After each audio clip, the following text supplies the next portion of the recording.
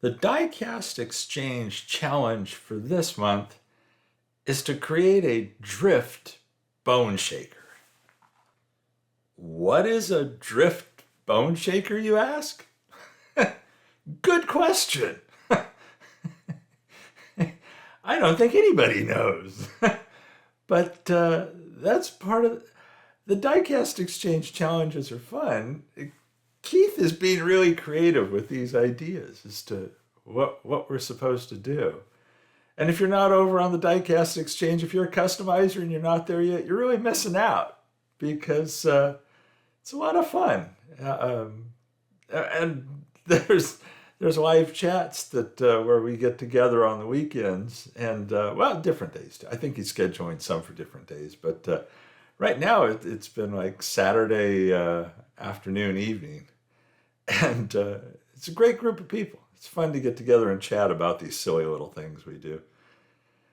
But for this one, I'm using this bone shaker. I think came from Santa Slow Dog in one of those mystery packs.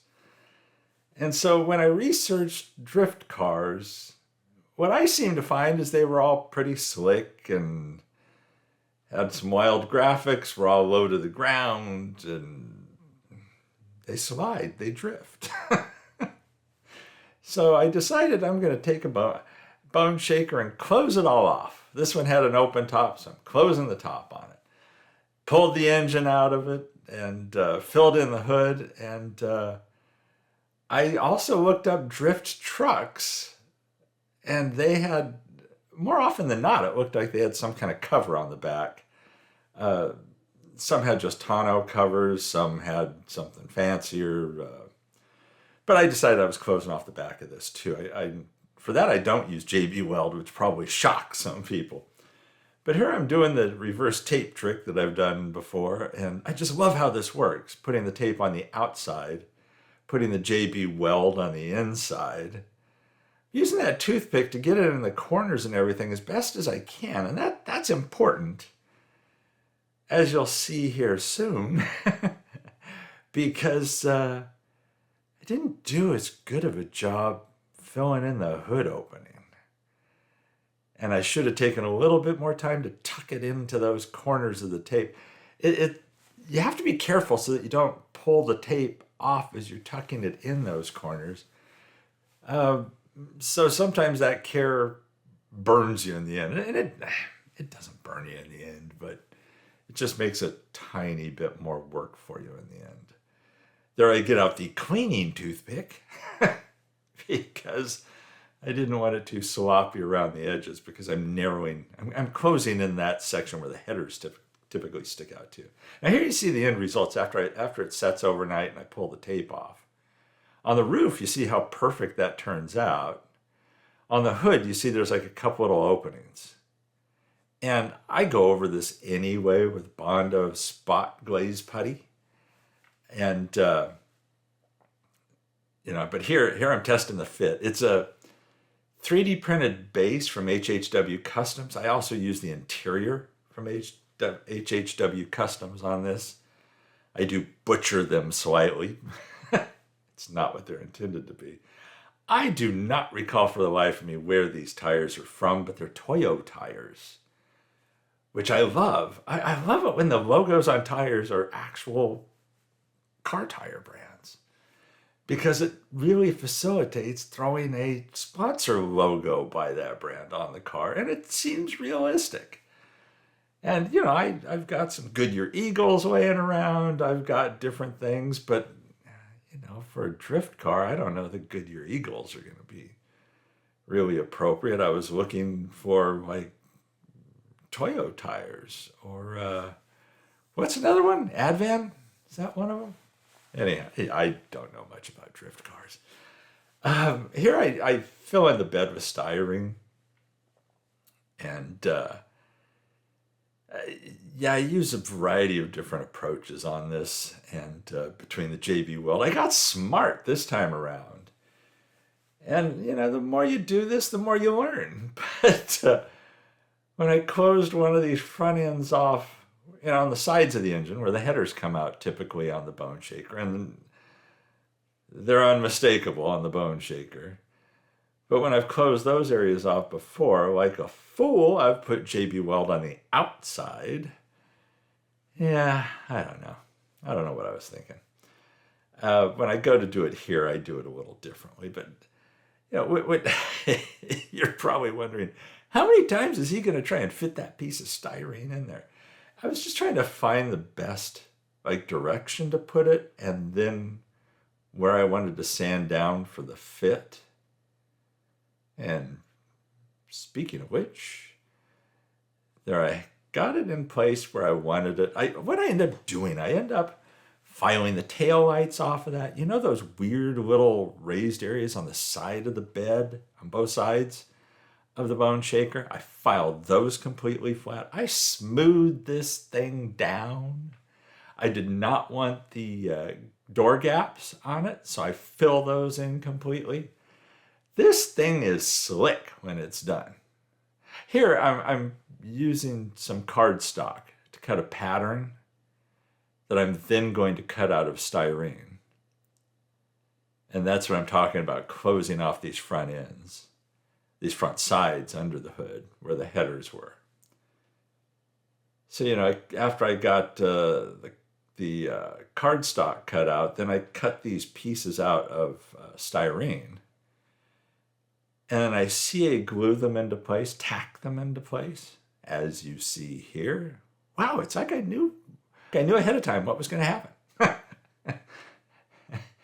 And here, I end up even cutting that resin printed base even more than you see there. But I've butchered the heck out of it even at that point to get it to fit. And I end up trimming it a little bit more. Here's after I put the Bondo spot putty on the outside of the panels. And I love this foam mounted sandpaper, this foam backed sandpaper, because of that right there. You can curve it, it gets pressure. Here I tried a new primer, a filler primer. And I'm probably going to do a short video about it. I don't have it near me now. I can't remember the name of it to save my life. But it was fantastic. It does a fantastic job on filling in small areas. And you don't always want a filler primer, but when you do, you want a good one. And it wasn't outrageously expensive. Those decals, I should mention those decals. Yeah, I printed a whole sheet of those decals. Those are AI-generated decals, and let me take a look here at my computer because I will be able to tell you. They were generated in Adobe Firefly, and what I told it to create it was black, white, orange, and gray urban camouflage pattern. And it comes up with like 4 suggestions for you, and then you can say if you like them or not. You can tweak it. You can tweak styles. And so this is what I came up with. And again, the colors, the black, white, orange, and gray, were based upon, I think it was a drift truck that I saw, that I loved the look of it. And one thing on a lot of the drift cars was just like an aggressive look to them, to the livery on them. It was cool. And so I wanted to replicate that in a way. I wanted that kind of aggressive style. Trying to do that in paint would be a nightmare. Trying to do that in rattle can paint? Dream on. So it turns into a decal wrap is basically what I'm doing. And, it takes a little work, but remember I had smoothed everything down too, which adds to it being ideally suited for decals. Another thing on a lot of the drift cars when I was researching it is they had some of them had like funny sayings or just funny attributes to them or anime related stuff. And there was a real excitement to some of the stuff. So I tried to recreate that in a way as well on the casting. There were 2 things I did to recreate that. And I'll mention them here in a second. Another thing I end up doing on here is I add decals for Toyo tires. Remember I had mentioned Toyo tires? Well, fortunately, I had Toyo tires. Going through my pile of decals that I have. I did a short video on a tips video on how I keep them in a binder so I can flip through them. Well, there you see, I found the Toyo tires.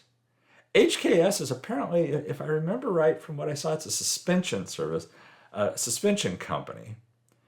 And, oh, there you go. I heart haters. That was one of the funny things I had to put on. When I saw that, I had to put it on here. And I saw there was a Ford truck with the HKS livery on it. And I thought, okay, it isn't all, say, Japanese imports. There are some other things that apparently have it. Here I'm butchering an HHW engine for the Bone Shaker. I take the grill off of that. That's all I wanted, was this oversized front grill. That even with the adjustments I made to the base, I keep it oversized intentionally, which I will explain. But here, I'm cutting beads so I can do, the trick I do with the tires and the axles, where slide the axle through, put these little beads, and here you'll see them. There's 2 beads there made out of axle tube. I slide those off of there. When I run the wheels through the car, and here are those. You notice I chose small front, small backs, because I want this thing slammed to the ground. And where this thing ends up is definitely the lowest I've ever put a car of any kind down to the ground. This thing, it rolls beautifully. But, it's almost like if it comes across a piece of dust, it's going to stop.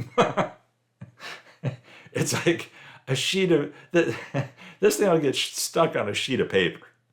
So, yeah, I'm thrilled with how low this thing turns out.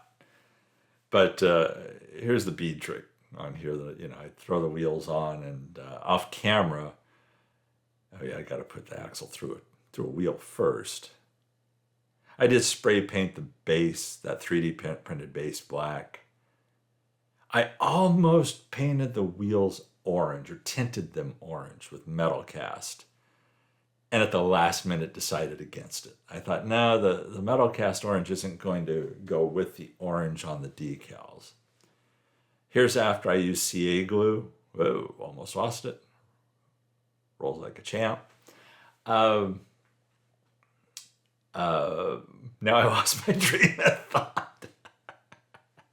But anyhow, I do dry brush the interior with an orange. It's kind of a rust orangey mix that I came up with to try and match those decals on the side. But again, on the wheels, I decided to go against painting them orange, although that really would have tied into a lot of the drift cars I saw with different color wheels or solid color wheels and not chrome. So here's where I end up. You really don't see the interior once it's in there. I did paint the stick and the steering wheel, but yeah, you don't see them. Drop that on there. And there's a couple things missing at this point that I add once it's together. Because to be completely honest, I was afraid somehow I'd snap them off if I tried to attach them ahead of time. So I get the main part of this together. And those screws, to say that, if you notice that base, and it's kind of tough to see, but the base actually rests higher than the sides. You might be able to tell it there a little bit.